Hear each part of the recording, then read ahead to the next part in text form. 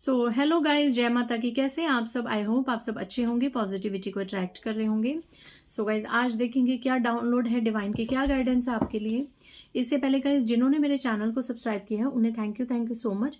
और जिन्होंने नहीं करा है प्लीज़ मेरे चैनल को लाइक कीजिए, सब्सक्राइब कीजिए और शेयर कीजिए। पर्सनल रेटिंग का नंबर मैं यहीं से आपको दे रही हूँ, आप डिस्क्रिप्शन बॉक्स से भी देख सकते हैं। इट्स 8595327883 और मेरे पर्सनल रेटिंग के चार्जेस हैं 1000 rupees any 3 question. Okay, so guys, without wasting much time आज का डाउनलोड देख लेते हैं। आज डिवाइन कार्ड्स कैसे उछल रहे हैं। गाइज, इससे पहले मेरा दूसरा चैनल है निशा चोपड़ा टैरो रीडर, आप उसको भी सब्सक्राइब कर सकती हैं। जय माता। आज मेरे व्यूअर्स के लिए क्या डाउनलोड मैसेज आते हैं, मैं हैंड रिटन मैसेज से देखूंगी। बहुत टाइम बाद मैं इनसे मैसेजेस ले रही हूँ।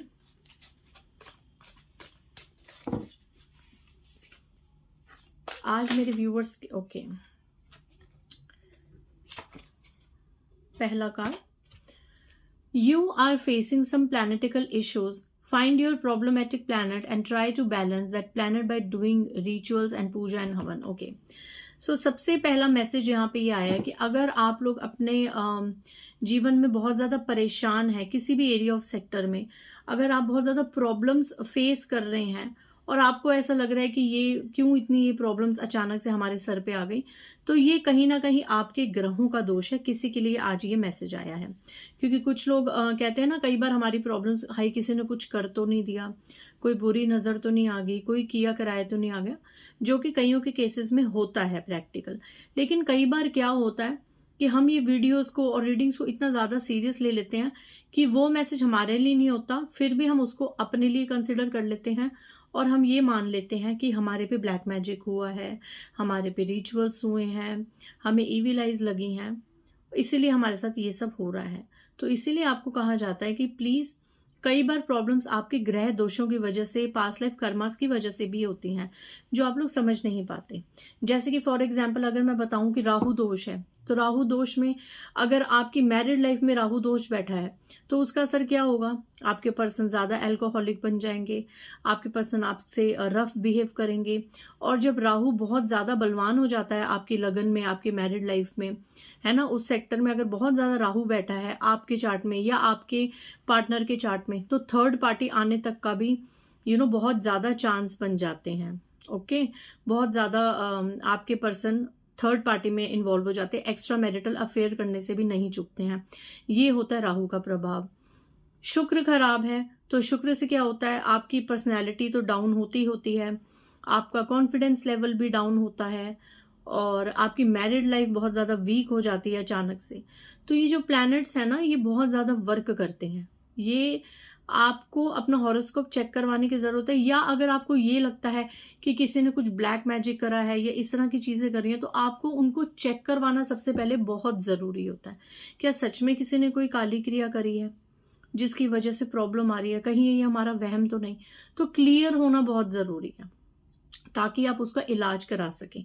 अगर ब्लैक मैजिक आता है तो आप मंदिरों में जाइए, अपनी वाइब्रेशंस को हाई कीजिए, उसकी काट करवाइए।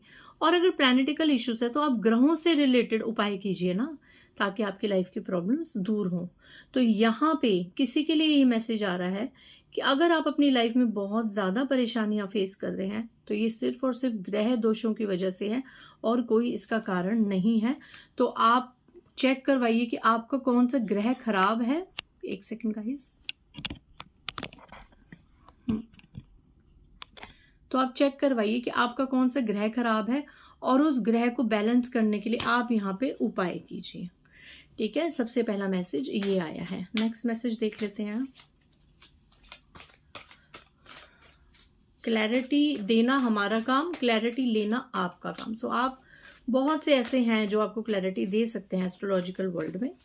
आप किसी से भी अपनी लाइफ के लिए क्लैरिटी लीजिए। नेक्स्ट मैसेज आया है, hidden enemies are facing their own karmas.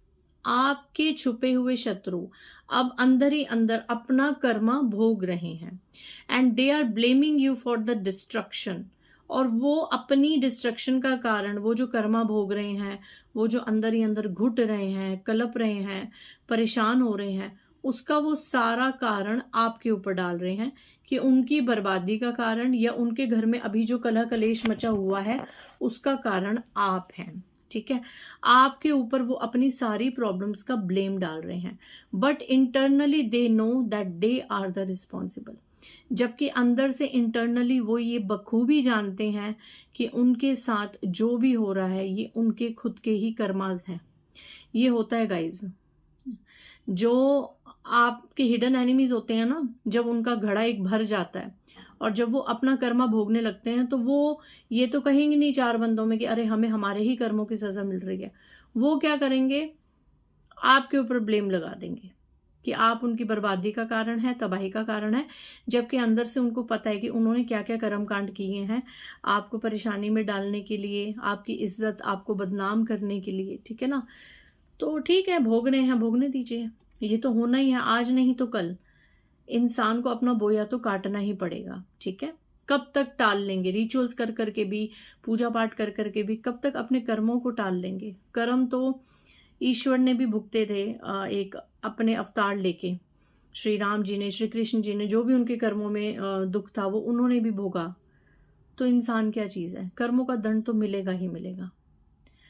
Third message, if people doesn't like your presence then give them your absence forever, let them realise what they have lost. किसी के लिए यहाँ पे message आया है कि अगर लोगों को आपकी प्रेजेंस पसंद नहीं है तो उन्हें अपनी एब्सेंस हमेशा के लिए गिफ्ट कर दीजिए, उन्हें भी पता चले कि उन्होंने क्या खोया है। अगर ये मैसेज किसी के लिए आया है तो डेफिनेटली उन लोगों के लिए आया है जिनके अंदर अभी भी सेल्फ रिस्पेक्ट का अभाव है। अभी भी आप लोगों के अंदर कोई सेल्फ रिस्पेक्ट, कुछ एनर्जीज होती हैं ऐसी कि हमेशा 24 आवर्स हर किसी के लिए अवेलेबल होते हैं, सेल्फ रिस्पेक्ट बहुत ज़्यादा अपनी डाउन करके अपने रिश्तों को ऊपर रखते हैं, तो ऐसा नहीं करना है। ठीक है, अपने सेल्फ रिस्पेक्ट में रहिए। अगर सामने आपको पूछा नहीं जा रहा है, अगर सामने आपको कोई भी रिस्पेक्ट नहीं दी जा रही है, आपकी प्रेजेंस से किसी का दम घुटता है, किसी को आपकी उपस्थिति उसके अराउंड नहीं पसंद है, तो फिर किस तरीके का मोह माया, किस तरीके के रिश्ते निभाने, किस तरीके की सिचुएशंस निभानी कि अपने आप को डाउन करके सामने वाले के सामने हम अवेलेबल हो रहे हैं। ये तो बेवकूफ़ी है ना, ये तो बिल्कुल अपने आप को गिराने वाली बात है। तो यहाँ पे कुछ एनर्जीज हैं जो हर चीज़ में लोगों को खुश करने के चक्कर में उनके अकॉर्डिंग चल रहे हैं। ठीक है, और हमारी प्रेजेंस किसी को नहीं पसंद, ये सोच के, ये जानने के बावजूद भी उसकी ज़िंदगी में घुसे जा रहे हैं अपना, तो ये सब बेवकूफ़ी है। अगर कोई आपको पसंद नहीं करता, कोई आपको लाइक नहीं करता, तो उससे मूव ऑन हो जाइए, उससे कट ऑफ कर लीजिए, चाहे जितना भी इंपॉर्टेंट रिश्ता हो। ठीक है, सबसे ऊपर सेल्फ रिस्पेक्ट होती है। जिसके अंदर सेल्फ रिस्पेक्ट नहीं है वो इंसान फिर किसी भी लायक नहीं होता। ठीक है, हम तो ऐसे कि हमें अगर 50 बार कोई बुलाएगा तो भी हम सोचेंगे कहीं जाने का, ऐसा नहीं। और कुछ लोग ऐसे होते हैं जिनको एक बार बुला लो और वो 50 बार आपके पास आने को तैयार हैं। तो इस तरीके की पर्सनैलिटी ना ही बने, खुद का भी मजाक बनेगा और सामने वालों को भी मौका मिलेगा आपका मजाक बनाने का।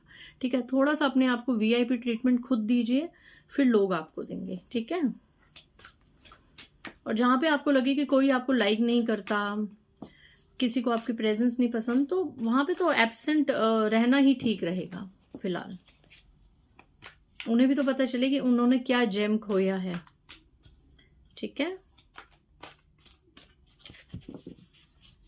नेक्स्ट मैसेज, फिर मैं रीडिंग को क्लोज करूंगी।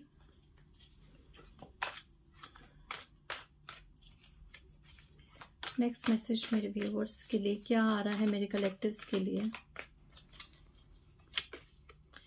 God's plan will always be more beautiful than yours, so be patient and wait for the justice. Wow.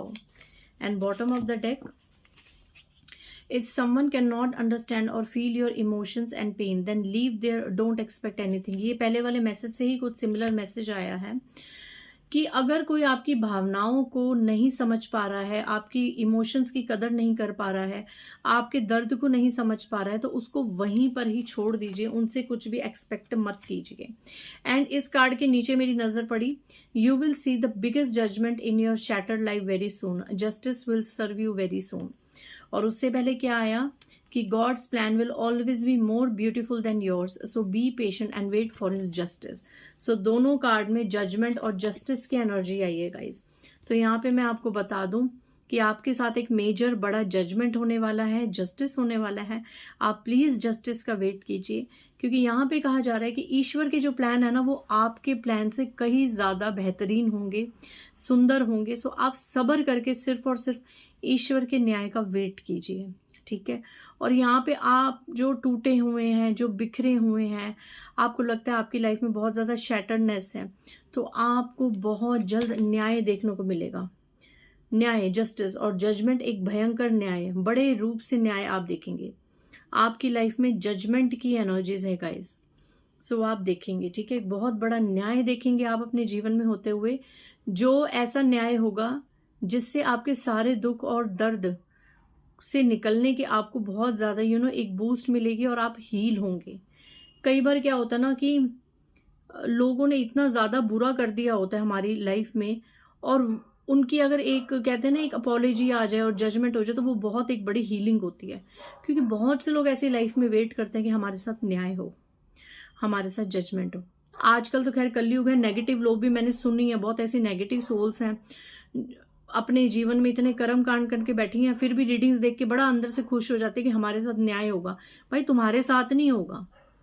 अगर किसी ने नेगेटिव चीज़ें करी हैं, अगर किसी ने कर्म कांड करे हैं, हमेशा दूसरों को दुख दिया, उसके आंसुओं का कारण बने, और आज जब आप अकर्मा भोग रहे हो ना, तो ये न्याय उनके साथ हो रहा है, ठीक है। आप ये मत सोचो कि ये रीडिंग्स आपके लिए, नेगेटिव लोगों के लिए या जिन्होंने अपने समय पे बहुत ज़्यादा अहंकार किया था उनके लिए ये रीडिंग्स नहीं है।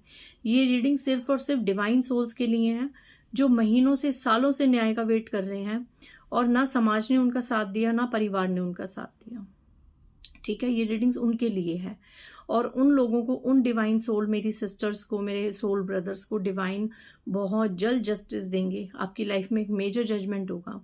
सो इसी रीडिंग को मैं समाप्त करती हूँ इस मैसेज के साथ। मिलते हैं नेक्स्ट रीडिंग में। बाय गाइस, जय माता दी।